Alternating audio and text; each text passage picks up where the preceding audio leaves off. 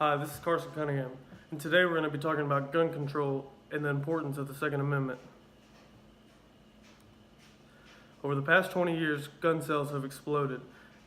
Sales are higher than they ever have been, and at the same time, homicides with firearms is down 39%, and any other crimes with firearms is down 69%. A study done by Harvard Journal of Law and Public Policy said that statistically, countries that have more guns have less crime. Almost every mass shooting that has happened since the 1950s has happened in a state where gun control laws are very strict. One of the things I'm going to be doing in this video is explaining the knowledge gap theory and how it correlates to my topic.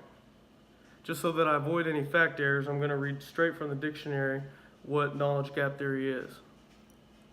The theory explains that knowledge is just like any other form of wealth and currency and is distributed differently depending on your socio-economic status. It explains that people who come from higher status obtain knowledge faster than people from lower status due to recourses available to them. One of the things that I found really interesting about the knowledge gap theory in correlation to gun control is that right here in the definition, it says that people who come from higher status often obtain knowledge faster than people with lower status due to recourse available to them. Well, I think, yes, that is usually the correct case. But what I've found is with gun control, a lot of time you have these elite people who come from super mega rich families, or they're super famous, so they have all the money in the world, and they live in a private community that's gated with massive walls, and they have a team of armed security guards, and so they think, oh, guns are bad, like nobody should have them. But what about the middle class? I mean, are they just, what about us who can't build or live in a big neighborhood with a big gated community, I mean, we have to learn differently about guns and their purpose. The knowledge gap theory is very important to this topic. I can't tell you how many times I've been in a conversation about gun control and somebody is for it, and that's okay, but they don't necessarily know what they're talking about, and they'll be like, well, I think they should ban automatic rifles. And I'm like, well, automatic rifles are already illegal. They're like, oh, well, we should ban bolt-action sniper rifles. And I'm like, well, a bolt-action sniper rifle, that's the original deer hunting rifle. I mean, it's the most basic. It was one of the first guns that they ever created. And they're like, well, then it's silencers. We should ban silencers. That's what it is. And they don't even realize that silencers don't actually even make your gun silent like they are in the movies. I mean, you can't just screw on a silencer to your pistol and murder somebody in your house and think that nobody's going to hear it. If you've ever been around a silencer and shot with one, you realize that they're super loud still. My neighbors are still probably calling the police. One of the biggest things that a silencer does, it keeps down recoil, and so every time you shoot, you're not getting off target.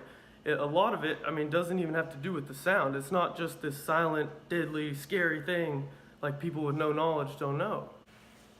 Another way that the knowledge gap theory comes into play with gun control is that a lot of people have not been taught the history of why we came to America in the first place. We left the British because the British had become a tyrant. They were ran by a dictator who had slowly taken all the guns from the people, so that the military had all these guns and all this firepower, and the citizens had nothing. They were weak. They brought them to their knees. And so we left America and we came here and we said that would never happen again. And we created a constitution that said that this people should be armed with the same exact capabilities that the armies are. Otherwise, you'll have tyrants and dictators. It's funny to me, a lot of people that they hate President Donald Trump so much, for how much they hate him, they're sure very easy to give their guns to them. I mean, if you hated a government, why would you be for gun control and give them all your guns so that you would have no power and they would be able to be a dictator over you? Another theory that I'm going to talk about today is the cultivation theory. And again, to avoid fact errors, I'm going to read straight from the definition. Cultivation theory argues that the media often presents us a world that does not exactly portray reality. It explains that television and newscasts often tell an exaggerated, biased version of a story. Now, this is a huge one when it comes to gun control. The media, oftentimes, when a mass shooting happens, they paint the picture that the gun is solely the problem and that more gun control is magically going to cause people to stop committing crimes with guns. When the harsh reality of it is, just an example is the shooting a couple weeks ago in California done by the Marine in the bar. Now, if you know about gun control, you know that in all bars in states, even like Texas and California, it's illegal to carry a firearm. It's a felony. So automatically, no one in that bar is going to be armed. And this guy knows that. So he goes in there and takes full advantage, knowing that he's the only one armed. I mean, most law-abiding citizens like myself, we don't want to take our firearm into a bar because we don't want a felony and we don't want to break the law. But if I was going into that bar to kill somebody, I'm not going to look at the sign on the door and be like, oh, wait, they said no guns here. All right, I'm just going to put my gun away and go shoot up another place. I mean, it just doesn't work that way. Now here I'm going to show y'all a diagram of the causes of mass shootings. Now, don't fact check me on this. This is not to be exactly factual. It's partially even a joke and could be considered an opinion, but it's something to think about. When you look right here, in green right there, it says law-abiding gun owners. And in yellow, you see high-capacity magazines. And in blue, it says guns. In purple, it says assault weapons.